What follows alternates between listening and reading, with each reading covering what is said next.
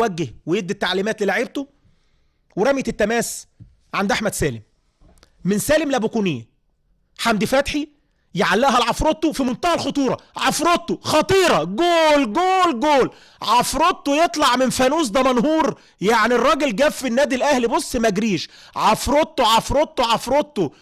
دمنهور يفاجئنا بجون بعد اقل من ربع ساعه من بدايه الشوط الثاني، وحاله فوضى دفاعيه لعيبه نادي الاهلي يستغلها مصطفى محمود عشان يسجل في مرمى اكرامي. 1-0 بالتمريره الحلوه اللي عملها لعيبه الوسط، وصلوا بيها مصطفى محمود عفروتو، واكرامي اللي راح قفل الزاويه الضيقه وحطها له في البعيده. هنشوفها مره تانية في الاعاده. وتقدم الاهلي تاني وعدل دمنهور، وادي الكره البينيه عملها له الراجل ايه، حمدي فتحي بلسم، تمريره حلوه حلوه، اول مره تتعدي الوقت بقى عشان نتكلم عليها. ومصطفى عفروتو بخبرته بقى، الوقت اللي لعبه في الدوري 3-4 مواسم سواء مع الاهلي، راح فتره المقصه.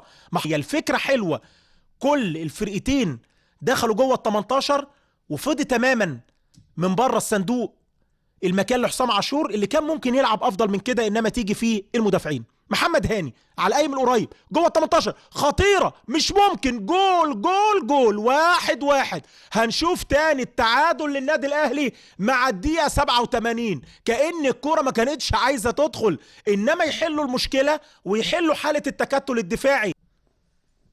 ولا حد واقع، احمد خطاب للمره الثانيه اللي وقع من دقيقتين، انما محمد هاني هي اللعبه، والكره عبد الله السعيد عدت، وبيتر هو اللي بيسدد على فكره، بيتر، انما مؤمن زكريا كان قريب منه اللعبه. وادي بيتر بيتر بيتر، قلنا مؤمن زكريا، انما بيتر ايبي هو اللي بيسجل هدف التعديل.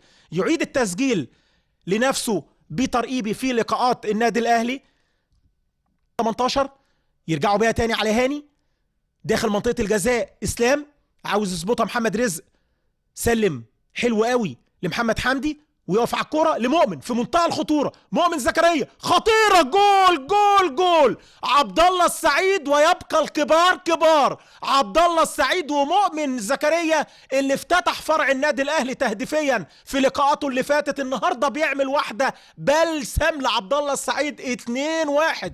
الاهلي خلال يمكن اكتر من 85 دقيقه مش قادر يفك الطلاسم ولا الشفره الهجوميه، انما يقدر عن طريق بيتر وعبد الله السعيد ان هو يسجل جونين مع الدقايق الاخيره. 2-1 عبد الله السعيد وبيتر ايبي. انما شوف الحكايه من اولها، من اول رزق من بره قلنا عملها كويس قوي لمحمد حمدي، ومحمد حمدي يمشي مؤمن داخل ال 18. ادي مؤمن اهو، والراجل وقف كويس قوي وصور كده اللعيبه جوه المنطقه وشاف مين اللي فاضي، وادى عبد الله السعيد اللي بيحطها في المرمى. هدف غالي للنادي الاهلي. شايفين فرحه اللعيبه بعد ما اتأزمت الدنيا عليهم تماما، وكان متقدم دمنهور لاخر تقريبا 5 دقائق، انما كان ليه راي تاني فراوده الاحمر عن طريق بيتر ايبي وعبد الله السعيد.